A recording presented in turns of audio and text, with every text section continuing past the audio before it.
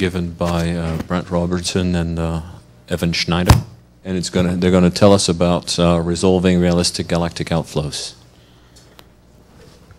Hi, I'm Brent. That's Evan. We're going to tell you a little bit of work that we've been doing on resolving galactic outflows, and the way we're going to tell you about that is I'm going to describe a new, I would say, state-of-the-art hydrodynamics code that Evan Schneider has been working on for a thesis that leverages the power of GPUs to perform hydrodynamical calculations at a very rapid rate. And we've been able to develop this code such that it can use the largest GPU-enabled supercomputers in the world at the full scale. And so that should allow us to solve and address some really interesting problems in galactic outflows. And that's the part of the talk that Evan's going to tell you about some initial work she's been doing. So what I hope to do during this talk is to motivate every single one of you to drop your CPUs and go grab a GPU instead. So, what I think most people are aware of, at least the simulators in the room, but I think most people, is that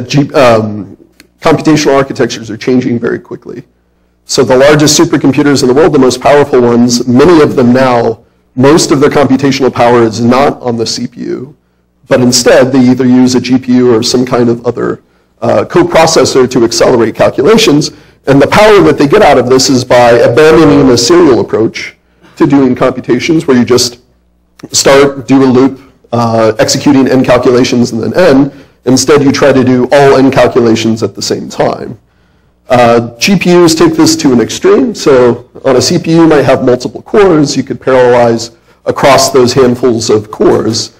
GPUs have thousands of cores. And so potentially, there's a great benefit if you can write your code in the right way to take advantage of these GPUs. And I think, kind of conceptually, the best way of thinking about this is when you do, say, a calculation on a grid, a hydrodynamical calculation, you loop through each one of the cells, you calculate some flux updates. I'll talk a little bit more about that. And then you advance the properties of the cells, and then you repeat for each time step. On the GPU, you're doing this very differently. You're taking chunks of your computational volume. You're executing on those chunks simultaneously in patches, okay? And that gives you the benefit of this multiplexing that GPUs afford. I think a lot of people perhaps aren't very familiar with GPU computing, so what I'm going to do is I'm going to describe the way an essential part of the calculations that most of us do, namely the flux update of a hydro step, how that might look on a CPU versus a GPU, and you can see what the difference is. And really the difference, there are a couple of tricks that we'll tell you about. Okay, so yeah, these equations most of us will be familiar with, but basically U to the n plus 1 is the advanced conserved properties, the density, the momentum, the total energy. That equals those same properties at the last time step plus the amount of stuff that has flown out of each side of the cell. Okay, so those are the F, the G's, the H's. Those are the hydrodynamical fluxes that we calculate during a hydrodynamical calculation. When you do this kind of calculation on a CPU, typically what people will do is they'll do a loop. And they'll say, looping over the number of cells that I have, update the momentum with the time step divided by the size of the cell, times the difference between the flux entering the cell and the flux leaving the cell. And you do this for all of the properties of the hydro variables. On a GPU, instead, there's some additional work that you have to do. So you have to take the information, which is on the main computer, on the CPU, we call that the host. You have to move it to the GPU, which we call that the device. So the first step is you do a copy over the PCI bus from the CPU to the GPU.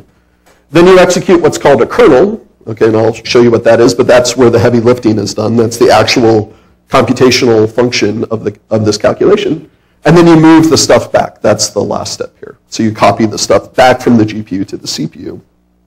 So what does a CUDA kernel look like? Well, basically what you do is you just pass it, say, an array of conserved variables, and you execute on many elements of that array at the same time. So what the GPU can do is it can tell you for each thread on the GPU, and there might be thousands of threads, it'll give you an ID for that thread. And then you just simply write your code so all of the individual threads update their conserved quantities at the same time. Now, it's not perfectly simultaneous because not all of the, say, millions of cells that you have will fit on a given GPU, and so you might have to do a slight serialization where you do many threads at the same time and then you repeat until you do all of your threads. But you can also parallelize across many GPUs, and that will help amplify the speed of the calculation. Okay, so what Evan's done for her thesis is write a code called CHOIA, Computational Hydrodynamics and Parallel Architectures. It's a new 3D hydrodynamics code that uses these GPUs to accelerate hydro calculations. It's a static Eulerian mesh code. It uses an unsplit solver like many codes like Athena do. It can also use predictor corrector integrators. Multiple Riemann solvers are available, and it can do PPM third order reconstruction. It's very fast, so it can reach 20 million cell updates per GPU second. And we've demonstrated a scaling of this code up to 16,000 or more than 16,000 GPUs on Titan, which is the largest GPU-enabled supercomputer. Used to be the #2 fastest computer in the world. Right, so one thing I wanted to emphasize with this code, so many people have used codes where, say the PPM reconstruction will be farmed out to the GPU. CHOIA is different in that all of the hydro is done on the GPU. Okay, so that's essential because that limits the amount of communication back and forth from the CPU to the GPU, which takes up some time. There's some limited bandwidth across the PCI bus. If you try to pass back the information after reconstruction or after you do flux updates individually, rather than do the whole hydro step on the GPU, then that can limit the speed of the code. So that's something different that we're doing. That some of the other codes like ENSO, where there's a specific PPM reconstruction that can be done on a GPU, we're not doing it that way. Okay, so I just wanted to demonstrate that the code works, and then I'm going to hand it off to Evan to talk about science. So here are two demonstrations of the performance of the code. So there's strong scaling. We've done a 512 cube simulation, and then we just increased the number of GPUs that we use at the same time. And that should scale linearly. The speed up should scale linearly with the number of GPUs. And then a weak scaling test where we take the same sized problem and we just increase the number of GPUs, keeping each GPU executing the same number of cells. Okay, and what you can see is that we do achieve basically linear speed ups in the strong scaling regime, and weak scaling is perfectly flat out to over 16,000 GPUs.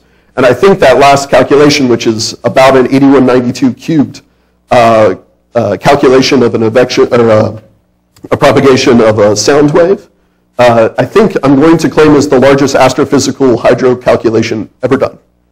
And we'll see whether that's true or not when someone raises their hand. But it was done on 50 million GPU threads at once, which is, I think, the largest parallelization ever done. Yeah, so in terms of performance, it can do all of the tests that you've seen in the literature, as well as any other hydro code that you'll see in the literature. So the interacting blast wave test, it does exactly basically the same kind of performance that Athena does. One thing I wanted to emphasize in an implosion test where you just have a central region that has lower density and an exterior region that has a higher density and pressure, one nice thing about CHOIA is that it preserves symmetry to round off error over 55 billion cell updates. And so there's a lot of phenomenology in these kinds of tests, like the jet that you see forming at the y=x line, that if your code isn't perfectly symmetrical, that jet will fall apart. And so, it's really a demanding test, this 2D test, for the symmetry of your code, and CHOIA does as well as any code in the literature does. And then also there are codes like the demanding no test where you have a formally infinite shock. So basically there's uniform density material that's inflowing towards the center that forms a formally infinite shock with some, you can calculate the analytical difference between the density in the interior and the exterior, and CHOIA does very, very well reproducing that. And this is a very demanding test, and many calculations when they do this, many codes when they do this test, they'll have a lot of noise around the shock front, and you can see that can be limited very effectively with CHOIA. So that's all I have to say about CHOIA. It's a very, very nice code, and we look forward to collaborating with people on doing new science with it. And Evan's going to tell you about some of the science she's done already.